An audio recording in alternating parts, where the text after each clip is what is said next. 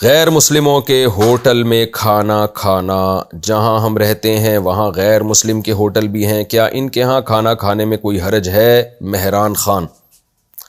دیکھیں، غیر مسلم کے ہوٹل میں آپ صرف سبزی کھا سکتے ہیں، اور وہ سبزی جو ایسے آئل میں پکی ہوئی ہو جس میں گوشت نہ پکتا ہو۔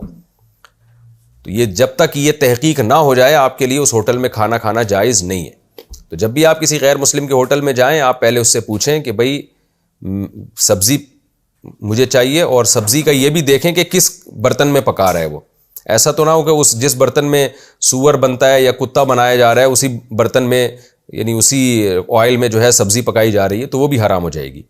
تو یہ تحقیق ہو جائے تو پھر آپ کھا سکتے ہیں۔ دوسرا، اگر وہ کہتا ہے کہ جی گوشت ہے، تو گوشت کے بارے میں بھی پھر آپ کسی مسلمان سے تحقیق کریں گے کہ یہ گوشت حلال طریقے سے ذبح ہوا کہ نہیں ہوا۔ تو یہ غیر مسلم کنٹریز کے بارے میں بتا رہا ہوں۔ مسلم کنٹری میں اگر کسی غیر مسلم کا ہوٹل ہے، تو اگر وہ بتاتا ہے کہ میں نے مسلمان قصائی سے خریدا ہے، اور آپ کو غالب گمان بھی یہی ہے کہ کیونکہ یہاں تو مسلمانوں سے ہی خریدا جاتا ہے، تو پھر وہ گوشت حلال ہوگا۔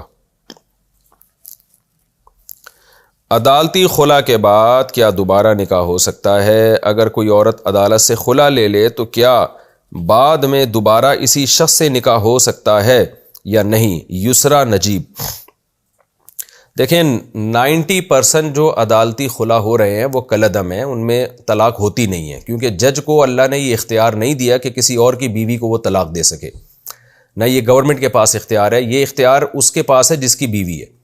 تو 90% جو ہماری عدالتوں میں خلا کی ڈگریاں تھمائی جا رہی ہیں، اور اس پہ ہماری مذہبی تنظیمیں بھی الحمدللہ بڑے زبردست طریقے سے خاموش ہیں۔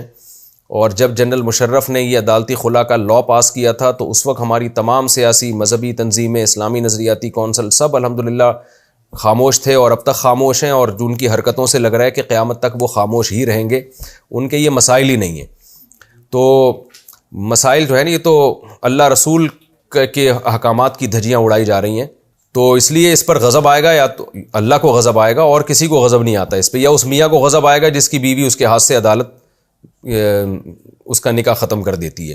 باقی کسی کو اس سے کوئی تکلیف نہیں ہوتی۔ تو اللہ تعالیٰ کا ایک دن ہے، قیامت کے دن اللہ نے حساب و کتاب لینا ہے، تو ان تمام لوگوں سے لینا ہے جو اس قانون کو تبدیل کرنے کی طاقت رکھتے ہیں مگر اس قانون کے خلاف آواز نہیں اٹھاتے۔ تو 90% عدالتی خلا کالعدم ہی چل رہے ہیں۔